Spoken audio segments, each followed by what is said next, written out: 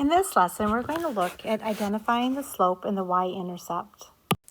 So what is slope-intercept form? Well, slope-intercept form is the y is equal to mx plus b, where the m in the equation, or the number with the variable, is our slope,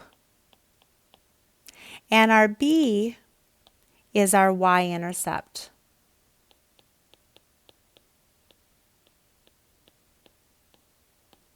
All right, so let's talk about what the two of these are. First of all, what is slope? Well, slope is defined as the rate of change or the steepness of a line.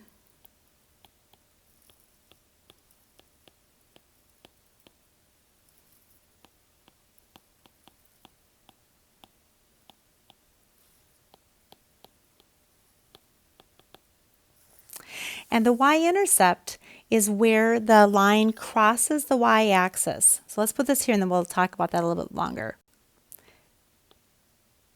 Where the line crosses the y-axis.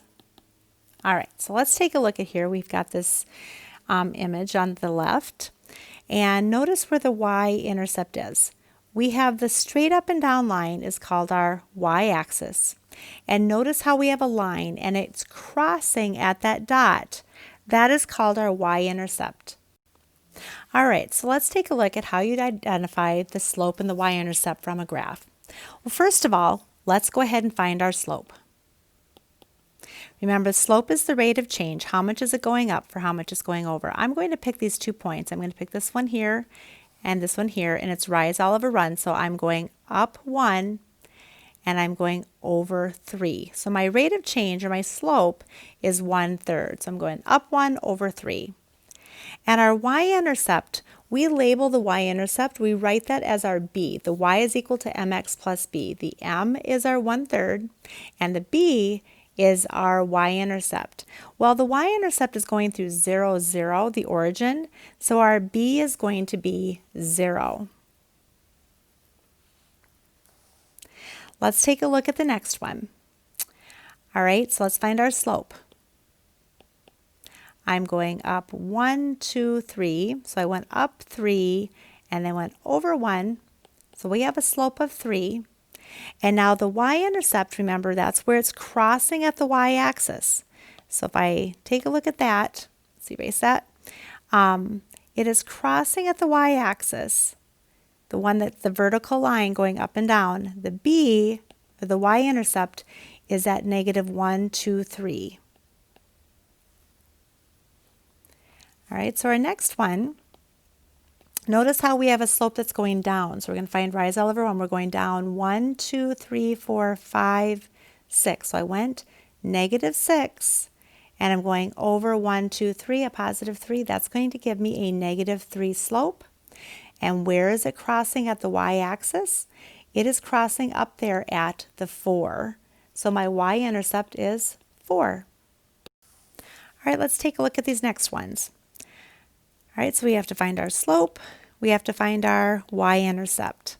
So I'm going to find 2 points. I'm going to go up. It looks like these are going up by 10s. So I went up 10 and over 2. So that's going to give me a slope of 5. And then our y-intercept, I'm going to erase this. So our y-intercept is where it's crossing the y-axis. Now, the y is our line that's going straight up and down. So it's this one that's going straight up and down this way. So our y-intercept is going through the 0. So our y-intercept then is 0. All right, so again, we're going to find the slope and the y-intercept. M is equal to, I'm going to pick 2 points. I'm going to pick this point and probably this point right here. Those look like the ones that are going through the whole numbers. And I have to notice I'm going up by 5s, as I went from 30 to 35, then up to 40. So I'm going up 5, and I'm going over 1, 2, 3, 4, 5. So our rate of change is equal to 1. Our slope is 1. Our y-intercept, where is it starting on the line? It's starting at the 30 and then it's going up 1 over 1, up 1 over 1. Our y-intercept is 30. All right, and our last one, our slope, I'm going to pick this point right here and this point right here because those are going through whole numbers. So I went down, and I've got to notice I'm going down 2, 4, 6. So I went -6, and then I'm going over to 4. So that can be simplified to a -3 all over 2. So that's my slope. Now our y-intercept is where it crosses at the y-axis. It's where it's starting. On these graphs where you have these real-world applications, it's clear to see where did that graph start. It's starting here at the 10, and then it's going down 3 over 2, down 3 over 2, down 3 over 2. So our y-intercept, our b, is equal to then 10. All right, so let's take a look at how you identify the slope and the y-intercept from an equation. Remember, we've got the y is equal to mx plus b, where the number with the variable, that's our slope. And the y-intercept is the number without the variable, that's our b.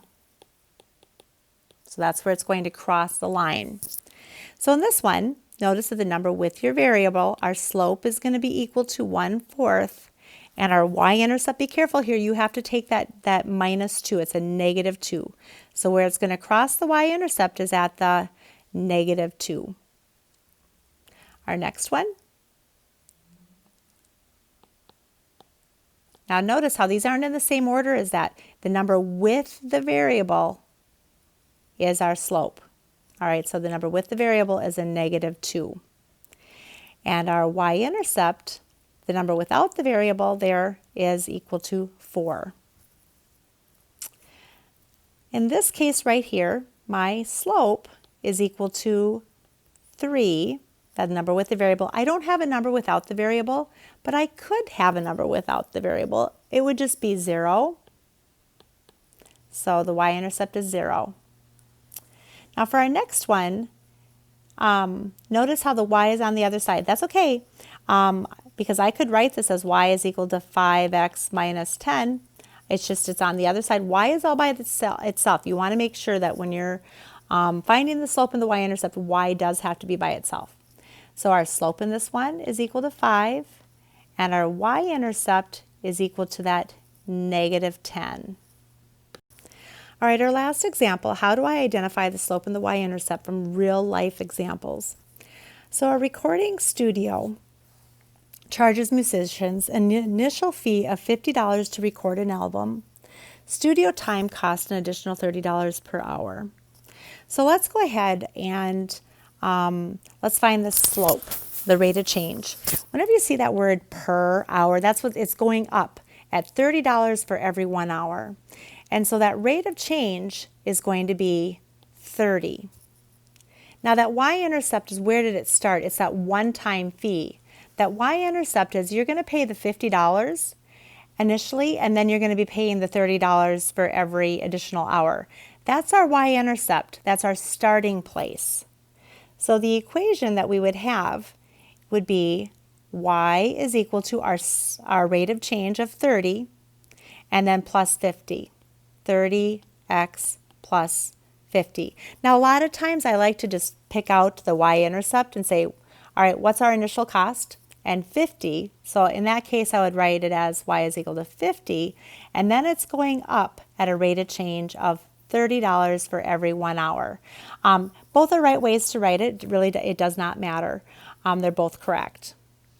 All right, so Liam has $250 in a savings account, and he's spending $20 per week.